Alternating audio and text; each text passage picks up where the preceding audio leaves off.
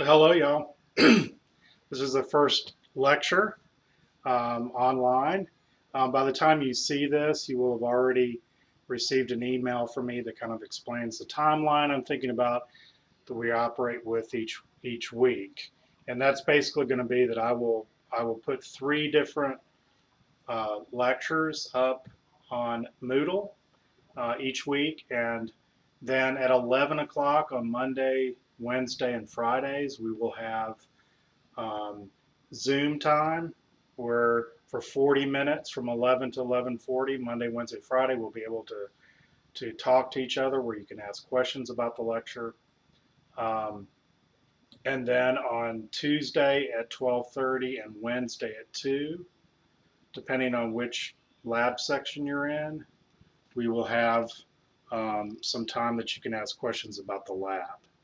Um, I'm going to try to do the labs where I just feed you information. This Friday, your abbreviated paper is due with Turnitin on Moodle. I will send you data from the thermodynamic and kinetic labs this week, which you will then be able to turn into a poster presentation, which again, like we did in the fall, you will do with your partner. And that'll just be simply emailing it to me. Um, we'll have quizzes each Friday, and that's going to be, I'm just going to email you the quiz, and I'm going to give you a window of time for you to answer the questions and email it back. And you can do that either by taking a photograph with your phone or by scanning it. And we're just going to see how this works. Same thing we'll do with exams. Right now, my plan is that you either scan or photograph your answers to the exams and the problem set and return them to me. There'll be a window of time that you'll have to complete the exam, like meaning maybe 2 days, and you just have to stick to the 70-minute time frame. All right. So with that said, let's go ahead and get started. If you remember, we're in chapter 16, and we were talking about aromatic compounds and the reactions they undergo. And we had talked about the main one being the electrophilic aromatic substitution. And just to remind you, remember that was just simply, we knew that we had a system, and the aromatic compound that we're usually talking about with reactivity is benzene. And that benzene would react with something that we were saying is EZ, not necessarily EZ, but easy. And there was an electrophile component, and then there was this Z that was the Lewis base. That, remember, both of these were generated by the catalyst, depending on which reaction we were doing, and you ended up doing a substitution reaction where, of course, you would then substitute the electrophile onto the aromatic ring, and you would regenerate whatever the catalyst is. Now, what I'm going to say in the actual email that I send you is the lectures are going to be a little different in the sense that I may not write as much on the dry board as I normally do, because I know you're going to be able to pause and replay things that I say in order to record them into your notes. And also, I'm going to erase things quickly because I know you can always pause and then look at the structures that are actually on the dry board and put them into your notes. Okay, so this is just to kind of remind you of where we were.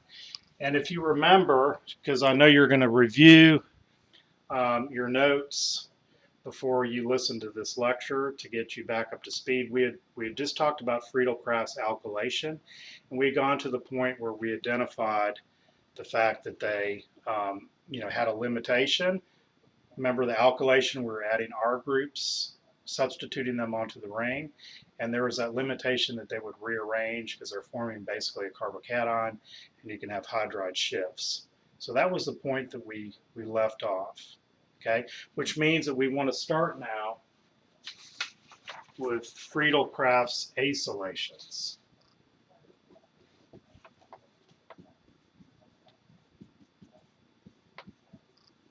And in a Friedel-Crafts acylation, we're not alkylating the ring. Now we're going to acylate it. So the E plus that we're looking at is, instead of being R plus that's substituting into the ring, we're actually making an aromatic ketone because we're reacting with what we're going to see is an acylium ion where we have a plus charge on a carbon that's in a carbonyl structure. So that's going to give us aromatic ketones.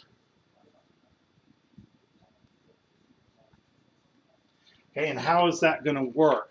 Well, the general reaction that you would put on your flashcard, again, is you have a benzene ring, and we're going to react that with some compound that's going to allow us to generate this acylium ion. And remember, with the alkylation, it was an alkyl halide.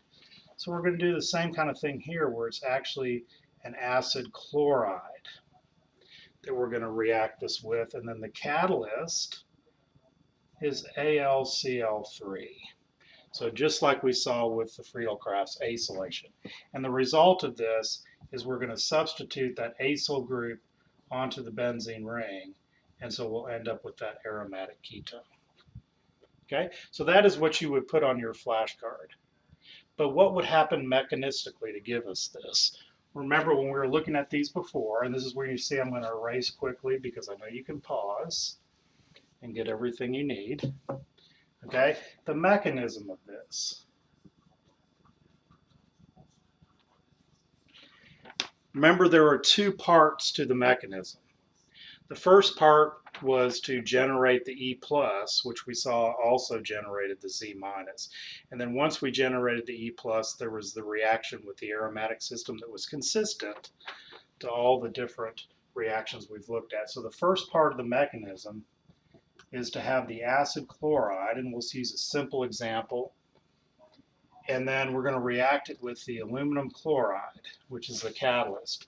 If you remember with the acylation, it formed that complex, where actually what happened is your aluminum actually pulls on the chloride that is in the aluminum chloride, and you end up forming this complex, which we said was better represented mechanistically for us as that. And so what do you notice from this? We have actually produced our E plus and our Z minus, just as we did in the previous examples of all of the electrophilic aromatic substitution reactions. Okay, so once we form this E plus, then we're to the second part of the mechanism. And the second part of the mechanism was where that E plus interacted with the aromatic ring. And so here we have our benzene ring, and it's reacting with the E plus that we formed, which was this.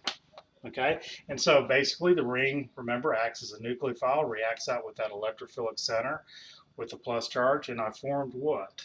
I formed an intermediate where I formed a new bond now with this acyl group.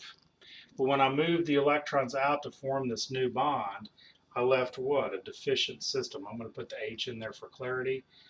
You left that one carbon being deficient. Right? And then you can draw, and you will draw, the two other resonance forms of that carbocation that forms. Okay? And then what happens? Then you have your Z minus, which is the aluminum, the Z minus that we saw form earlier. That's going to come in and take this proton off, shift those electrons back in, and it does what? It re-aromatizes the ring. And so you form this aromatic ketone, plus you've taken the proton off with this aluminum, which regenerates what? The AlCl3 plus HCl. Same thing we saw with the Friedel-Crafts alkylation. Okay? So that's basically how that reaction occurs. And you can, of course, change what the R group is here to any number of carbons. Very versatile reaction. Okay? Now, the Friedel-Crafts reactions together. either give us an alkylation or an acylation, but there's some limitations to them. And let's look at those limitations.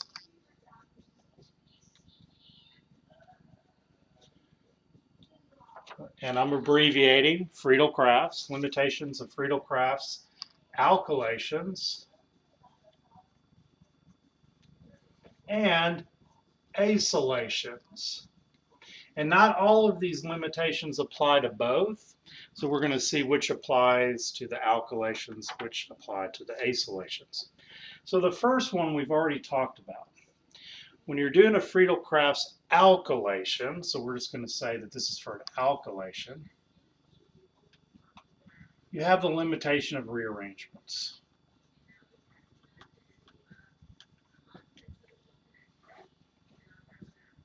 Because remember what we said on that, if you had a benzene ring and you were wanting to alkylate it, and you had an alkyl halide where you had at least 3 carbons or more, when you actually formed the carbocation in the complex, and I'm going to use Cl here, when you react it with the catalyst and you form that what is in essence a carbocation intermediate, that could rearrange with the hydride shift, and you ended up forming the isopropyl group. And remember, we said that was a limitation, but it's also an advantage if you want to make the isopropyl. Okay? But it is defined as a limitation. The other limitation that's related to this is also for alkylations. And it is when you have multiple alkylations. So for example, you have your benzene ring, and I'm going to react it with methyl chloride. I'm going to do a Friedel-Crafts alkylation, so I need my catalyst, AlCl3. And what will happen is I'll initially do that substitution where I alkylate the benzene ring. Well, the problem is that now this compound is more reactive than benzene. And we're going to see that in more detail in a minute. But if this is more reactive than benzene, what happens? Once one molecule of benzene gets alkylated and forms, remember this is called toluene, but forms this compound, if this is more reactive, what's going to be alkylated? This or this? This is, to a greater extent. And so then you're going to end up forming this, where I've then alkylated again. Okay? And in fact, we'll also form some of this, where the second alkylation is positioned there. Okay? So all of these things form. And so for example, if you took benzene and reacted it with this and you wanted to form just toluene, that wouldn't happen, because once it forms, that's more reactive, so you're going to get multiple alkylations. You end up with this mixture of mono and di substituted benzenes. So very big limitation. You can't really alkylate things very easily this way. There's not a good way around it. And so that's 2 of the main limitations which you noticed pertain to alkylations. Okay, but there's a third limitation that was related to both alkylations and acylations. Okay, and that is deactivating groups.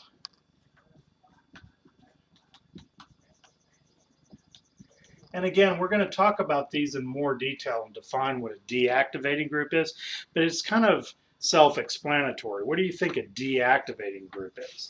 It's something that's going to affect both the alkylation and the acylation.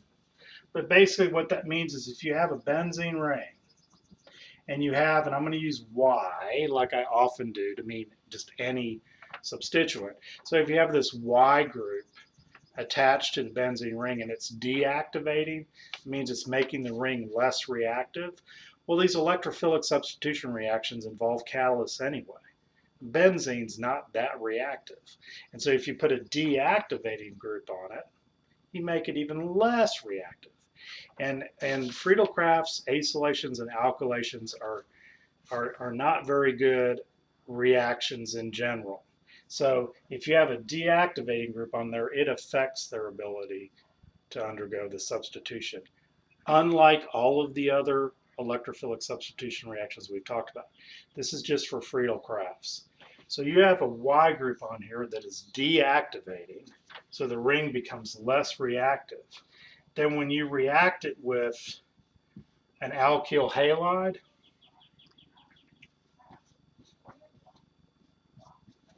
or an acid chloride to do an acylation, either one of these, in the presence of your catalyst, you're going to get no reaction. That would be the answer you'd give on the test. You get no reaction if you have a deactivating group. And so the question you want to ask right now is, what are the Y groups that are deactivating? Okay, and so I'm going to make a list for you. And this will be helpful because when we get into a little more detail on them, we'll give more of an explanation. But for right now, just know that if you have these particular Y groups attached, so if Y is equal to these things, then the Friedel-Crafts acylation reaction will not occur, or the alkylation. First one is Nr3+. We don't see that very often, but you may see that in some cases. NO2. So if you nitrate the ring, deactivating, you can't have a nitrobenzene and undergo Friedel-Crafts reactions. Same thing with CN. Same thing with SO3H, which remember is the product of the sulfonation of the benzene ring. An aldehyde group, a ketone. So any carbonyl group, carboxylic acid, same thing, deactivating. An ester. So in essence, any nitrogen containing substituent and any carbonyl and our sulfonation product. All of those substituents as why the Friedel-Crafts reactions will not occur. And then also in a different category, because basically what these do is they deactivate the ring. So the benzene ring's not reactive enough, even with a catalyst, to do the acylation or alkylation.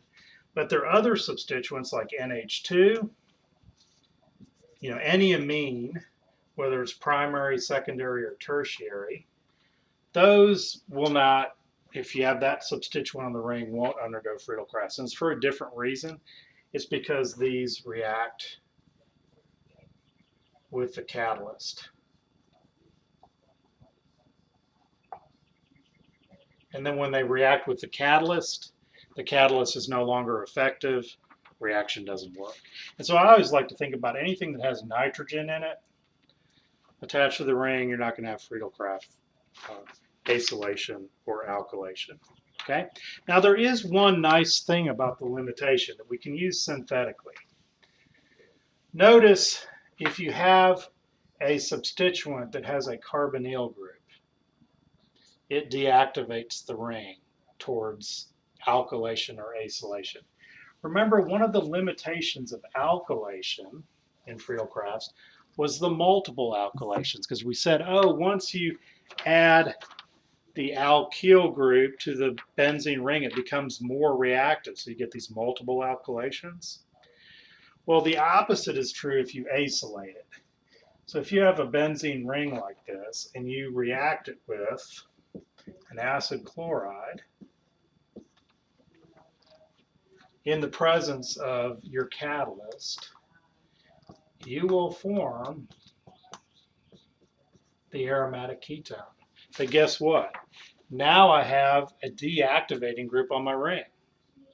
So that means I'm not going to get any additional acylation because the Friedel-Crafts reaction will not work on this. So I don't have to worry about multiple acylations, because once I add and substitute one group on there, doesn't react anymore. Okay? And so I can use that synthetically to my advantage because there's a synthetic utility reaction.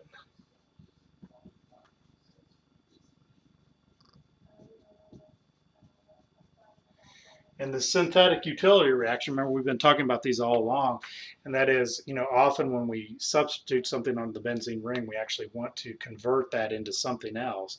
And we've seen how we can do that, especially when it's something that we can't substitute individually. It's something we have to first substitute a different group and then transform it.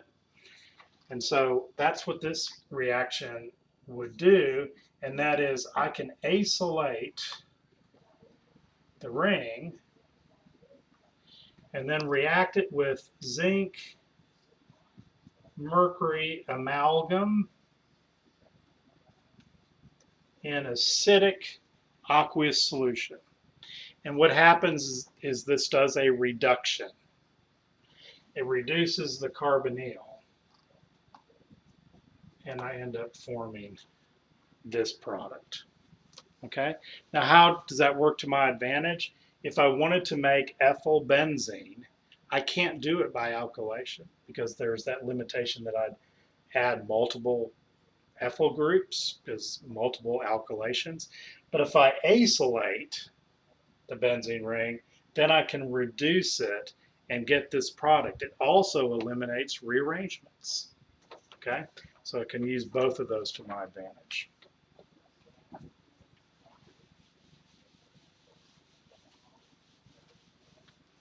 All right, so another reaction that's basically, oh, and by the way, I should have said that reaction that I just talked about is called the Clemmensen reaction.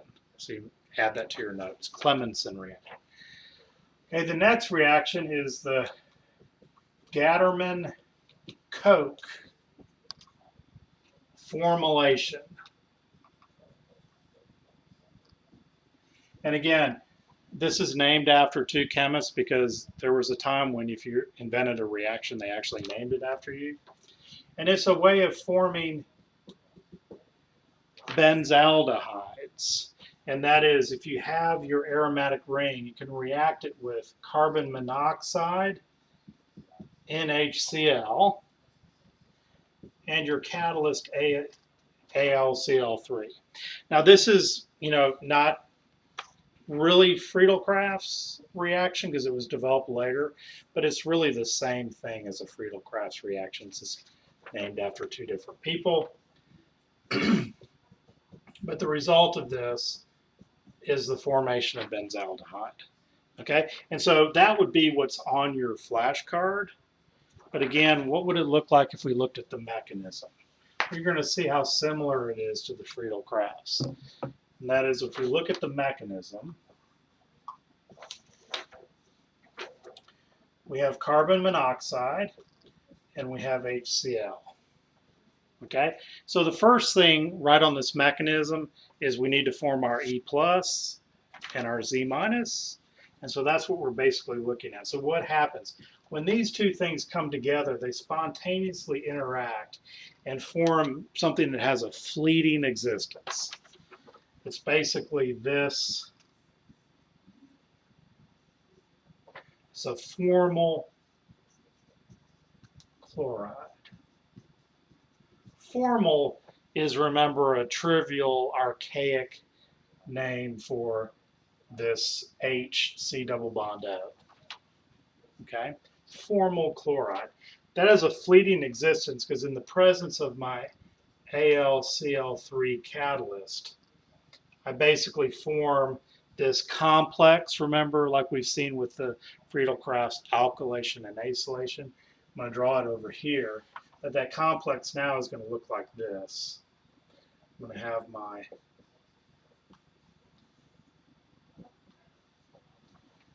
where I basically, again, it's a carbocation-like compound where the carbon has a plus charge and the counter ion now is AlCl4. And so then I have basically my E plus and my Z minus. And why is that? Because again, the chlorine wants to go with the aluminum, so it's pulled towards the aluminum, leaving the plus charge here. And so in essence, we have what we can draw better as a salt that shows us the reactivity. So once this E plus forms, right, then it's just a matter of looking mechanistically at how that's going to interact with the aromatic ring. And so again, that would look like this. Second part, benzene ring reacting with this carbocation, break the pi bonds in the ring. Electrons go out to form a new bond with the carbon that's deficient. That's going to form a new bond between the ring and that carbonyl carbon. There's an H here, and that leaves this carbon deficient. You can and you will draw the other two resonance forms for this. But then remember, I also have my AlCl4 that's formed, which is my Z minus. That's able to pull this proton off, push the electrons back in to reform the aromatic ring. So that's going to result in the formation of the benzaldehyde. I'll close my brackets here and put an arrow. I'm going to form the benzaldehyde plus, I regenerate AlCl3, and I also form HCl. Okay, so you can see there how similar it is to the Friedel-Crafts reaction.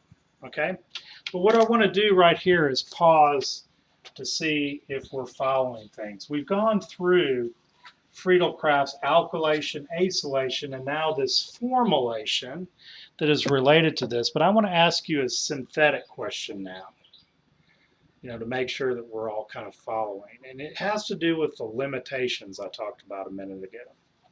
Okay, let's say that I wanted to form this compound from benzene. Now, it's been a while since we talked about synthesis a lot, right? I mean, I think we may have mentioned it a little this semester, but it really kind of goes back to last semester. But you remember how we set these up? When I write a synthesis problem like this, that's a retrosynthetic arrow. And so you read that as from. So I want to make this from this. And we did a retrosynthetic analysis, right, where we started here and we kind of tried to move backwards until we got to the product. Well, the problem here is you can see this is simply an alkylation of the benzene ring. But what is the problem with directly alkylating with Friedel-Crafts? Well, there are two things. First, we have the problem of multiple alkylations. And second, we have the problem, remember, if you have more than 2 carbons, it's going to rearrange. So how on earth could I do this synthesis? Well, the first thing I need to do is go back to the acylated product. Because remember, when we talked about limitations, if you acylate, then there's no multiple acylations, and there's also no rearrangement. And so if you want to attach long R groups that are not branched to a benzene ring, you go through the acylated product, because then I know how I can acylate this, right? And not worrying about those limitations. So how would I do this forward reaction now? I would take this, I'm adding 1, 2, 3 carbons, right? So I need 1, 2, 3 carbons, and I need it as the acid chloride. And then I also need my catalyst, or the reaction won't occur. That should acylate, right? Not multiply acylate, because now I've got a deactivating group. And then from here to here, all I have to do is remember the Clemmensen, where I used the zinc mercury amalgam and aqueous HCl. I did the reduction, and I would form that product.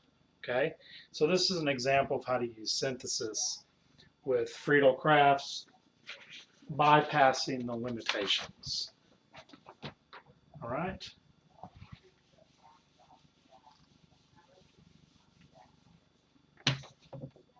The next thing we want to talk about is critically important. So we've just looked at all of these different substitution reactions we can do on benzene, right? We talked about a number of different electrophiles and how they would substitute. All of these are good reactions. We also talked about in several cases how we could use a synthetic utility reaction to transform the initial substitution product into something else. Okay, but now we need to actually look at the elephant in the room. And that is, we've been looking at, for the most part, just reactions of benzene. What happens if benzene has a substituent on it already when we do the reaction? Because that's going to bring up two things that we need to look at. And we've kind of seen that, because the first is, how does that substituent on the ring affect the reactivity of the benzene ring? Does it make it more reactive or less reactive? And the other case is orientation. How does that substituent that already exists on the ring affect the position of substitution? So we're going to call that reactivity and orientation. Okay, and so one of those is a reaction faster or slower? Only in Friedel-Crafts does it determine whether it occurs or not. All of the other electrophilic substitution reactions will occur if the ring is deactivated. Okay, they just don't go as quickly. Orientation is really regiochemistry. Well, what about stereochemistry? Do we have to also think about stereochemistry in these reactions? No. Why? Because we're always re-aromatizing the ring. So it's always sp2 hybridized, so there's no up or down. When we substitute things on the ring, even if there's already something on the ring, they always end up in a plane. So there's no stereochemistry, so that's good information. So what we're really talking about this, if I look at this schematically, I'm saying, let's just say, and I'm going to use A, let's say we have any substituent attached to the benzene ring already. And we're going to do our electrophilic aromatic substitution. So I'm just going to draw an E and a Z there. So any of these, electrophilic aromatic substitution reactions we've talked about. If there's already an A on there, how does A affect the reactivity, but also the position to which E ends up? And just to balance that equation, I'll put an HZ there. So when I draw a line to the center of this ring, what I'm asking is, where does E end up? Does it substitute here, here, or here? And what determines that? Well, that's what we're going to talk about next. Okay? And so the questions that we need to answer are, first, what effect does A have on the rate of the reaction? And the second question is, to what position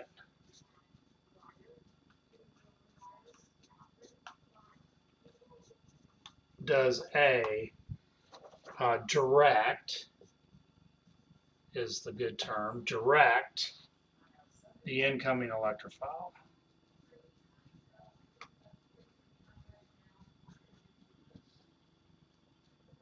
And the good news about this is there's a correlation between reactivity and direction. And so that's going to be very helpful as we go through this. All right, so let's begin.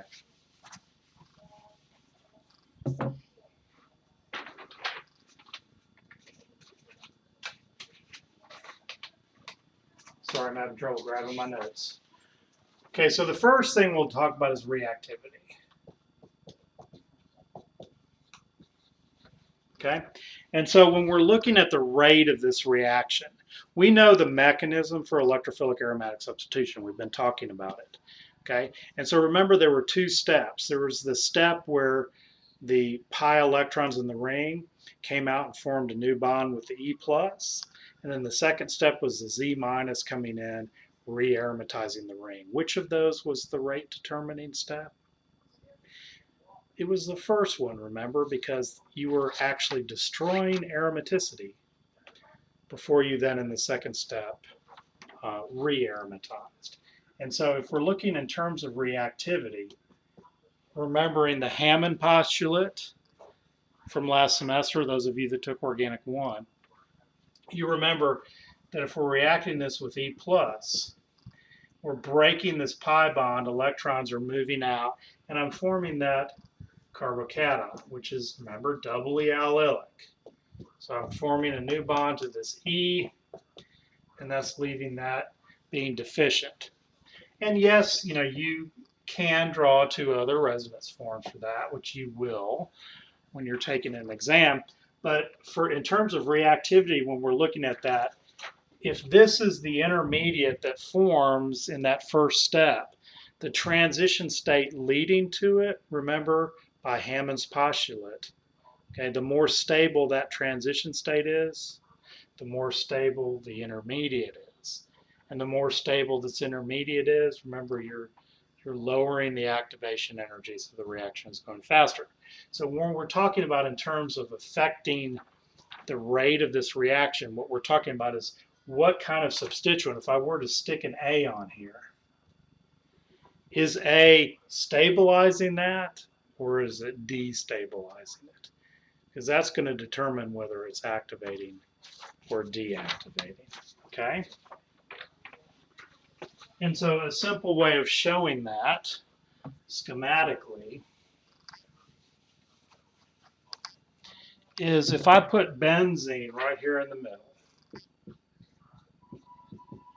and it's going to have a certain reactivity towards any EZ system that I'm reacting it with. Okay? Knowing what you know, okay, this is going to have a certain rate. Knowing what you know that it's going through a carbocation, okay, what's going to make it more reactive? What kind of thing attached to this ring is going to stabilize a carbocation intermediate?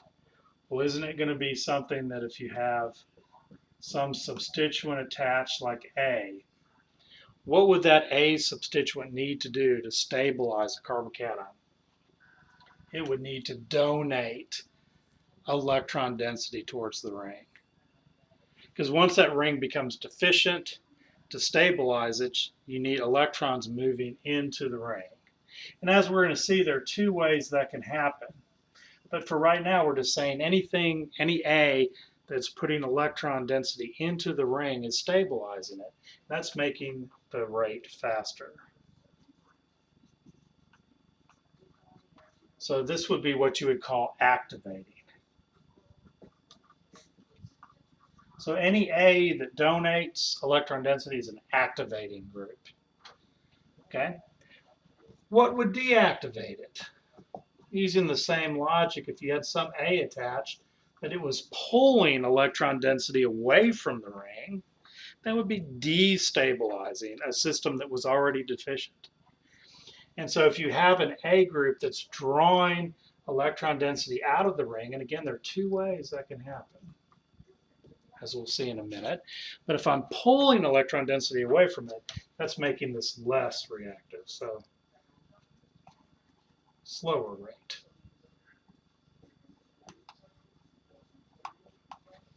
Okay? And so that kind of in general explains this whole idea of reactivity. And so what we're going to do right now is quickly make a table.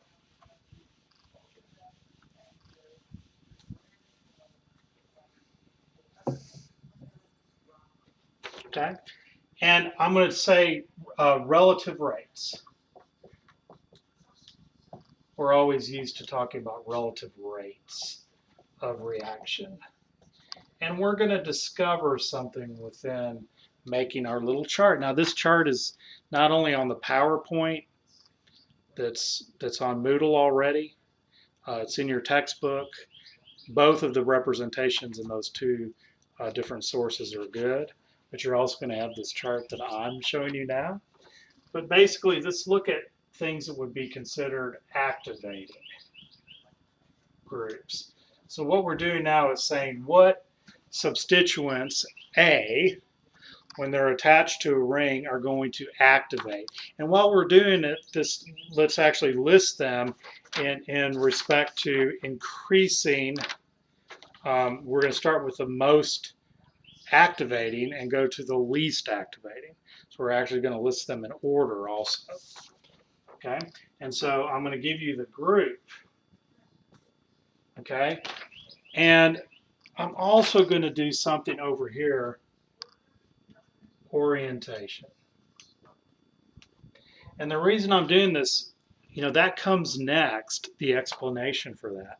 But we're going to see there's a correlation because substituents that activate the ring also orient to certain positions. So there's a direct correlation.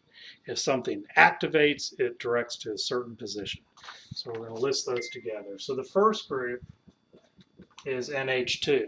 If NH2 is the A that's on the ring, it activates. So does OH. And these are both considered strong. So these are strong activators. And they direct to the ortho-para position. Now, we talked about this before all of this virus occurred. And I know that you're going to review your materials before you watch this lecture, because I'm going to send an email. I've sent one Sunday afternoon before you watch this on Monday. And so you'll know that I told you to review things. Because do you remember the ortho-para? So if you have a benzene ring and you have this A group attached, this is the ortho position, right? This is the meta position, and this is the para position. And so what that basically says is if your A group is NH2, then your substitution is going to be both ortho and para, but it's not going to be meta. Okay? And we'll explain why later, don't worry. But for right now, let's just see how this correlation works. If you have an OR group, so that means an ether substituent is your A. It's also ortho-para. And remember, I'm decreasing reactivity. So this is the most donating, so that increasing the reactivity the most, and we're going to less activating. If you have an amide substituent, so you have an NH and then a carbonyl, that's considered moderate. So is the OR. We'll say moderate. But again, all of these are ortho-para. Okay? If you have a phenyl group, so that's like a benzene ring attached to the benzene ring, that's ortho-para. And it's less activating than these others. And then the least activating is just an alkyl group like R, but it's still ortho-para directing. Okay? And so we're going to talk about why these are strong activators, these are weak activators, and also why they're all activators. And we're also going to talk about why it's ortho-para directing, but what's going to explain that for us? The mechanism. But we're going to get to that in a second. We're not going to do that right now. Right now we're just doing the chart. Okay, so that's what the activating groups look like. But you could also have an A attached to your ring and have it be deactivating. These are your deactivating groups.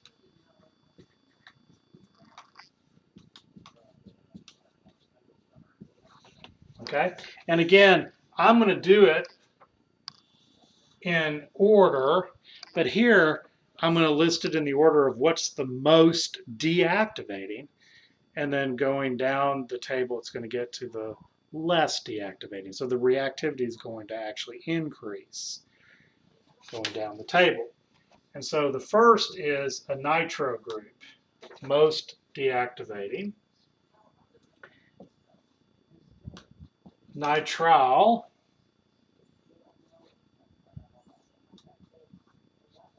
carboxylic acid. Okay, this is the group. But remember I said there was a correlation to orientation.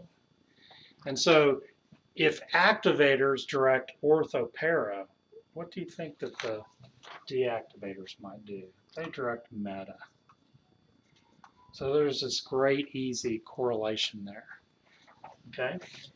If you go to an ester, would be next on the list, and again, meta director. And then SO3H, the remembers the sulfonation reaction. That substituent that goes on there is a deactivator. Meta directing. So you'll recognize these from the groups that we said in the limitation of Friedel-Crafts. These were deactivating groups. Friedel-Crafts wouldn't occur.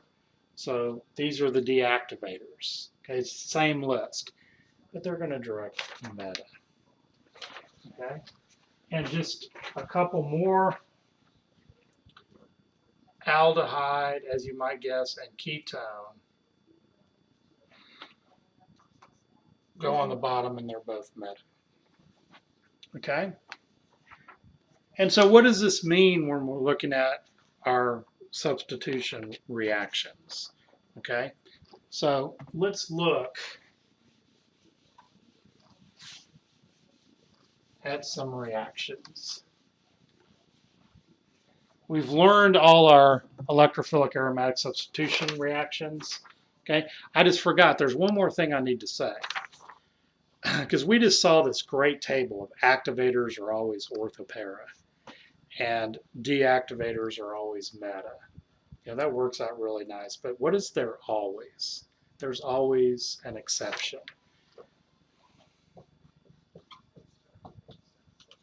And again, mechanistically, probably in the next lecture, we'll talk about why these are exceptions. But the exceptions are, what are the only substituents that we commonly work with that we haven't seen yet on the list? You know, we saw nitro groups, we saw aldehydes, ketones, we saw alkyl groups. What haven't we seen yet? We haven't seen the halides. I, Br, Cl, and F. What happens if those are the A substituent? Okay, they're an exception because they are deactivating.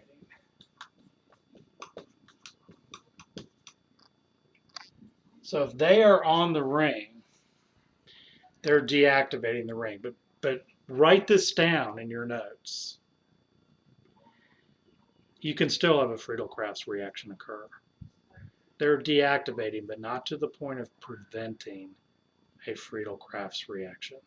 They're an exception. So they're an exception to that also. They are deactivating, but they direct orthopara. So they don't have that same correlation.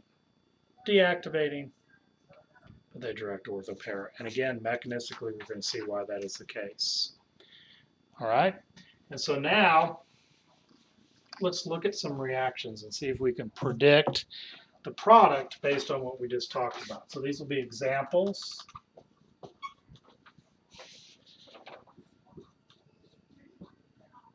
So first one we're going to do is just chlorobenzene. And I'm going to react it. Let's do a nitration.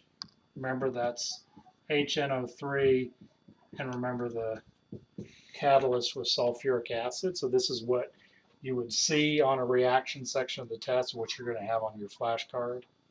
Okay, so we know the transformation, that it's going to substitute a nitro group onto this ring. But the question is, where is that nitro group going to be oriented? Okay, and to do that, you look at this, because that is your A. And if A is a halide, it's a deactivator, right? Which doesn't affect the fact that this reaction will occur because this is not a Friedel-Crafts.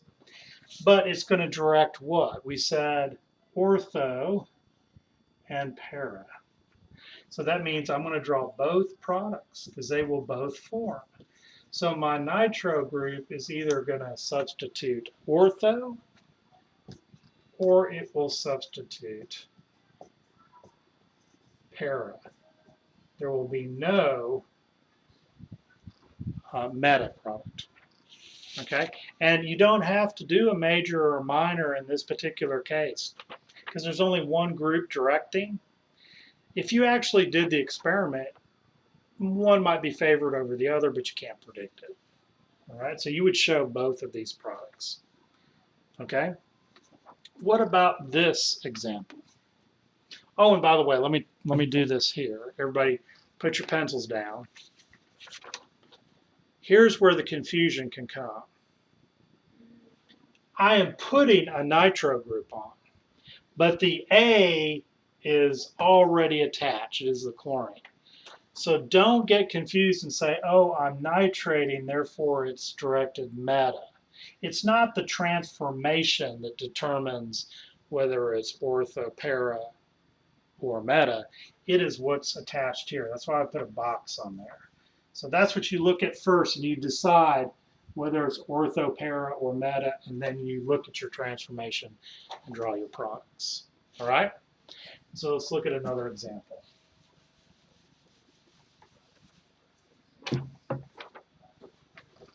And yes, I know that Austin's sitting there getting ready to tell me that I'm getting close to the end of time.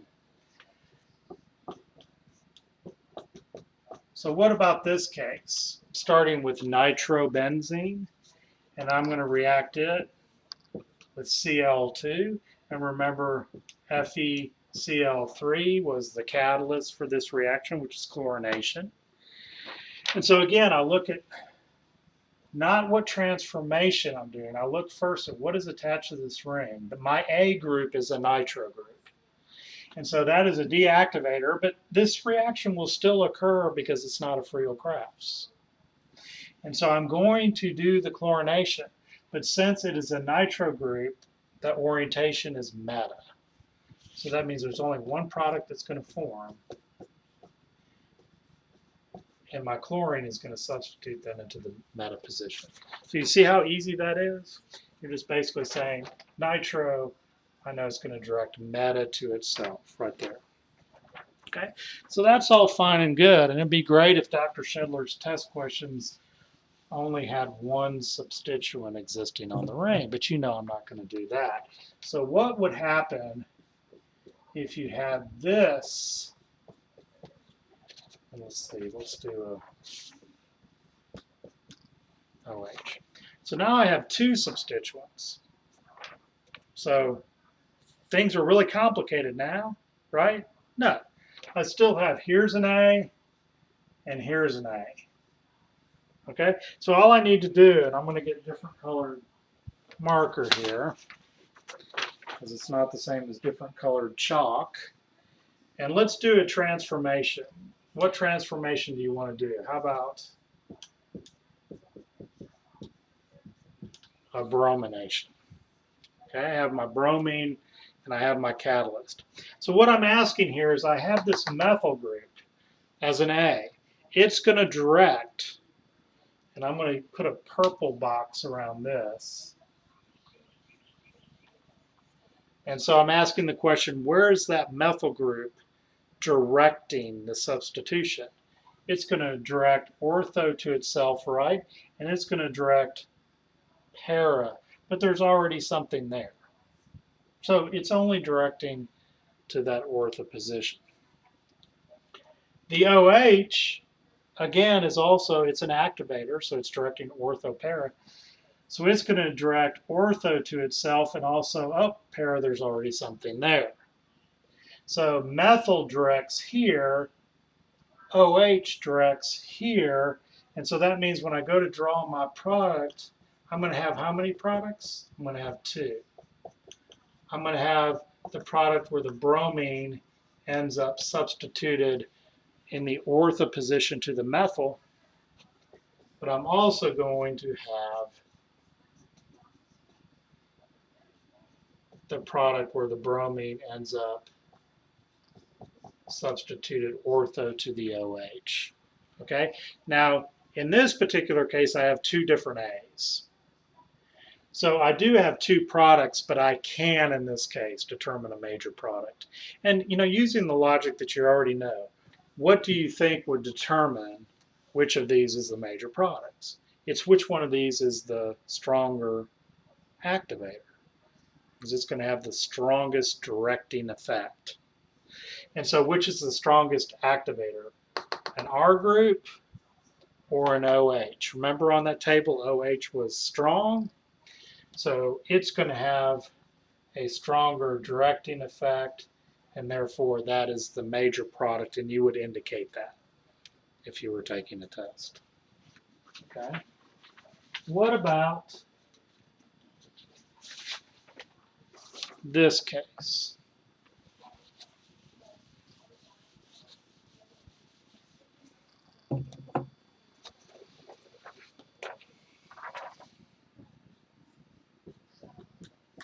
Let's use a methyl group again, but in this case, let's put a nitro group there. So again, let's do let's make it fun. Let's do a nitration.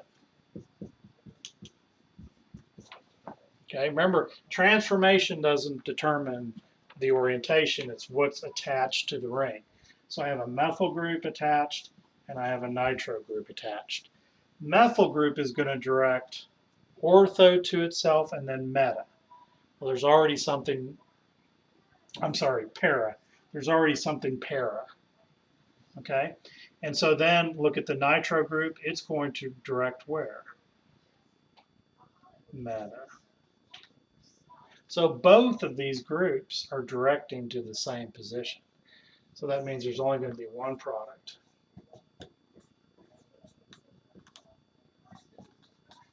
And that's where my nitro group ends up ortho to the methyl and meta to the nitro. Okay? But what happens in a case like this?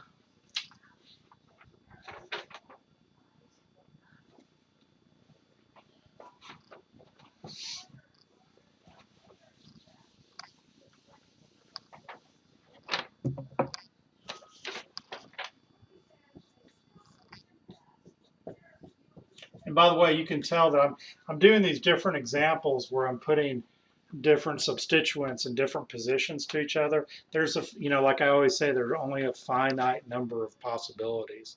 So as you're practicing these, you can put activators, ortho, meta, and para to each other, and you can mix in, an activator and a deactivator, ortho, meta, and para. And you can see how they're going to direct. There's a finite number of these things. And let's do a chlorination on this. And again, I have a methyl group that's an A and a chlorine. These are both ortho-para directors. So the methyl is going to direct ortho and para to itself, but there are two ortho positions to it, right? So the methyl is going to direct to all three of those sites. The chlorine is going to direct here, here, and here because it's directing ortho and para to itself. So again, they're directing to the same positions, but here's something to write down. You cannot substitute in between two substituents. So you'll never see substitution in between two substituents on the ring. So the only two products you'll see in this case are this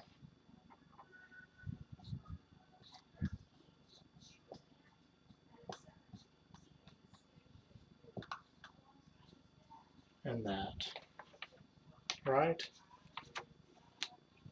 Okay, one last example. And then, you can work a lot of these on your own. Like I said, finite number. Just work some examples out. What if I had an OH and a nitro? like this. Okay, so now I have two different A groups. One's an activator and one's a deactivator. And let's do a bromination.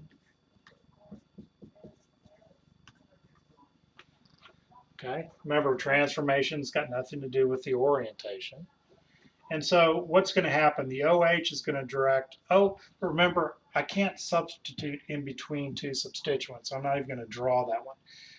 But the OH is going to direct ortho to itself and para to itself, right? The nitro group is going to direct meta. So these are directing to different sites. Okay? And so what do you think the product's going to be? Again, when I had two activators, I said I'm going to get a mixture, and I can determine a major and minor. Because whichever one is more activating is what directs to that position. So in this case, which one of these is more activating? Here it's simple. It's the activator, right? So therefore, you really would only need to draw two products.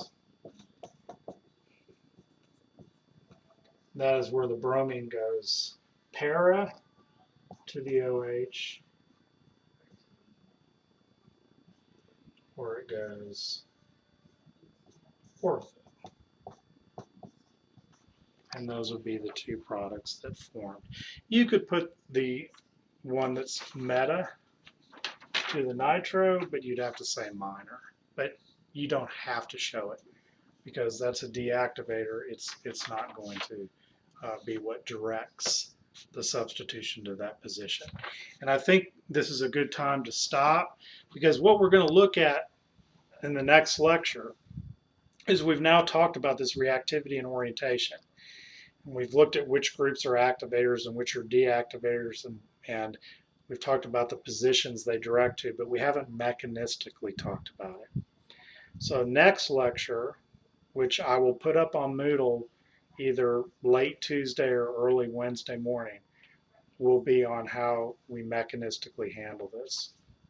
Okay, so I know by the time you're watching this, you will have already read my email about the timeline, but just remember, I'm going to try to set it up where we have a through Teams, and you can look at Moodle. If you go to the Moodle page, there's some videos that tell you how to access Teams. I've already set up a class called Organic Chemistry 2, or it might just be OC2.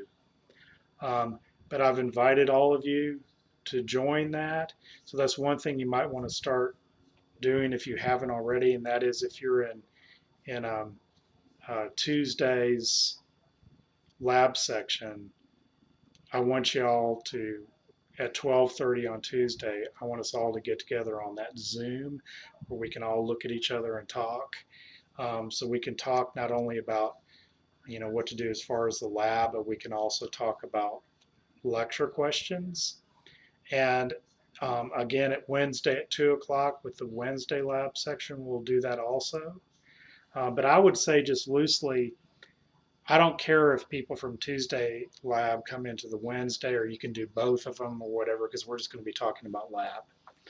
On Monday, Wednesday, and Friday at 11, we'll try to do the same thing, but not tomorrow at 11, because I won't be set up for that yet. And plus, you probably will not have looked at the lecture yet. So we'll start the lecture Zooms Wednesday at 11. And again, those are just to ask questions. So hopefully you'll have viewed the lecture beforehand, and then we can just, sit down and you can ask me questions about the lecture. All right? So I miss being able to see y'all. This is kind of weird standing here looking at a little webcam thing, but hope you're able to access this, and hopefully we'll be talking at least to some of you on Tuesday.